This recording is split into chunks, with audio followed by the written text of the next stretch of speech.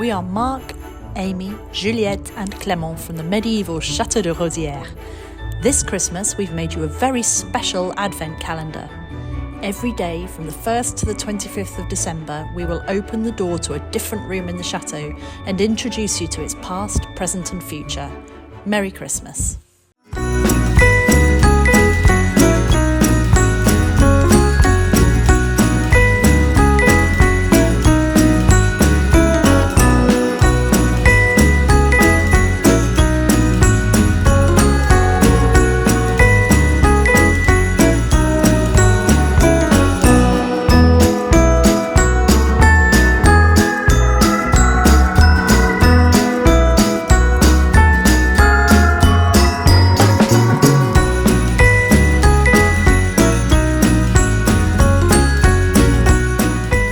Hello everybody, this is Amy and Marc from Chateau de Rosieres. And today we're showing you the second half of our cellar, which if you remember from yesterday, if you haven't watched yesterday's, you need to go and watch that. And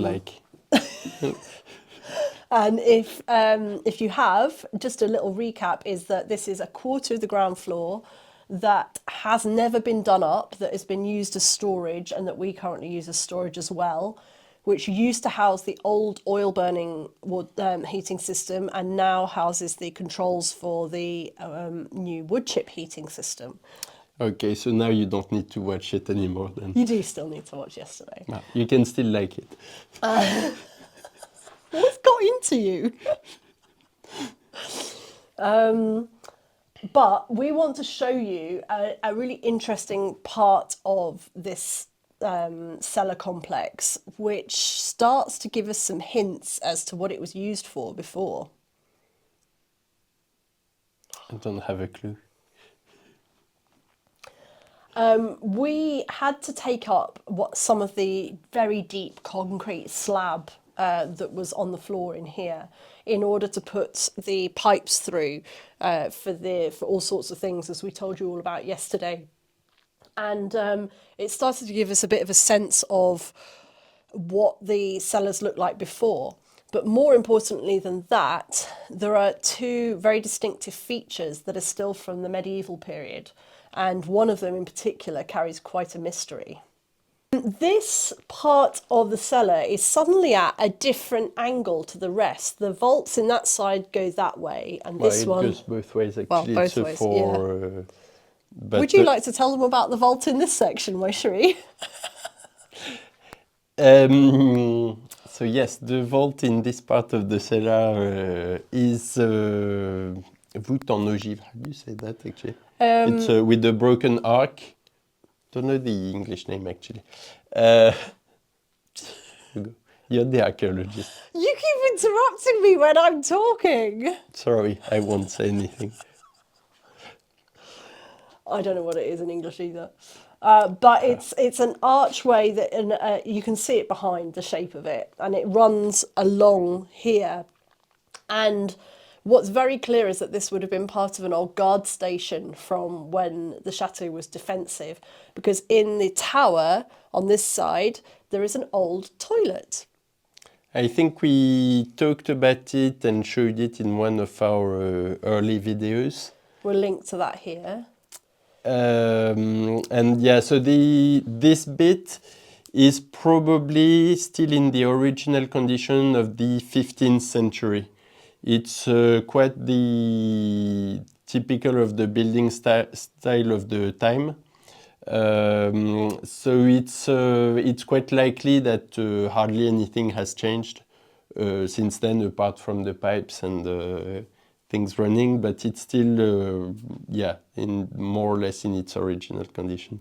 One of the slight pities is that, I mean, on the one hand, this room was ignored, this whole complex was kind of ignored when the upgrades were happening, especially in the 70s and 80s, which means we can still see a fragment of what it looked like hundreds and hundreds of years ago. But on the downside, that does mean that they didn't take much care of it aesthetically. And so there are numerous instances here where pipes were just drilled through beautiful vaults and things, and especially in the wine cellar there. And we're hopefully going to reroute some of these because it's a real pity to have such a big mess there. Although Marc has very cunningly reused the chimney that was drilled to put the the old oil burners pipe in, to take a lot of our pipes up to the top floor, and eventually hopefully we'll be able to box that in so it's not quite as ugly as it is at the moment. We just need to put every single possible pipe Yeah. all the way up there before we can close it. And we always realize that we have forgotten pipes even when we think we have finished. Yeah. One great thing about vaulted rooms is that the temperature is quite constant all year round, and so it's perfect for storing food. And I was given this little piece of furniture, which I'm really excited about, which is an old garde-manger. So it was meant for storing sausages and drying cheeses and things like that, sheltered from rats and mice by hanging it from the ceiling. So there would have been a pulley with a winch to lower it, and then when you want to take something, you just put it down, take your cheese, put it up again, and the mice and rats can't reach it. So I need to put some mesh around it to keep it completely insect-proof, everything-proof. And then we will hang it up from the vault. This is a very intriguing part of the cellar because we have a little staircase that's set within the wall, and it has been walled part of the way through after a few steps, and we know it has been walled for at least a century. There's also a disappearing floor here, where we can see in the rest of the cellar we have just underneath the concrete, we just had sand and gravel. But here are the remains of some tiles, some floor tiles. And the fascinating thing is that they are obviously in a line, but the line does not align with the current walls here. And so It's not an aligned line. It's not an aligned line. No. So we know, and it's obvious also from here, that there's something been walled in. And so the suggestion is that this was the original floor covering here, and that some of the fancier rooms were built inside other rooms, walled off and made to look pretty. But this is the floor that's running underneath. And in fact, that hypothesis has been somewhat supported by another discovery we made elsewhere in the chateau, but we have to cover that in a separate video because it's a whole other kettle of fish. The floor being at a strange angle isn't just in one section of the cellar.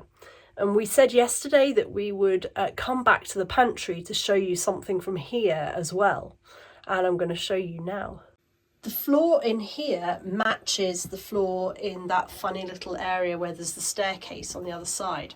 And it too disappears through somewhere that, when you look at it here carefully, looks rather like it used to be a door of some kind.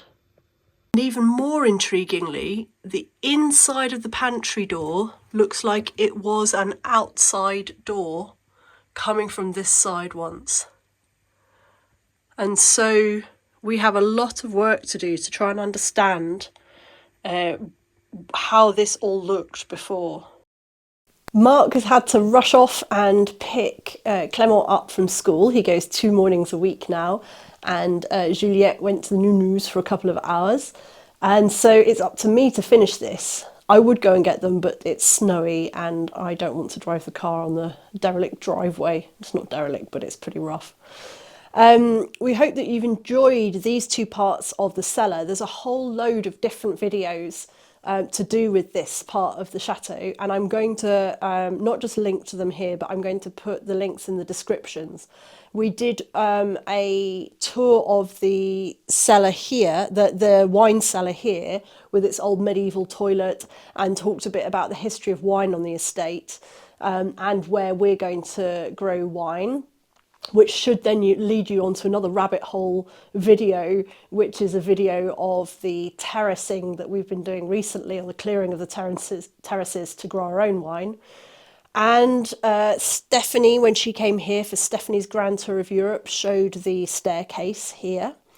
And finally, there's the video about the, hopefully, the cellars that are beneath here that we found out about through speaking to someone who used to live here, which is called Hidden Tunnels and Cellars or something. Anyway, I'll link to it below. They're all worth a look, and I hope they give you a bigger, a deeper view of the history of this part of the chateau than we're able to do in just 2 lots of 10 minutes. Thank you ever so much for watching again. Your support means a huge amount to us. And please don't forget to subscribe if you're not already subscribed. That does us an awful lot of good. Thank you. Bye-bye.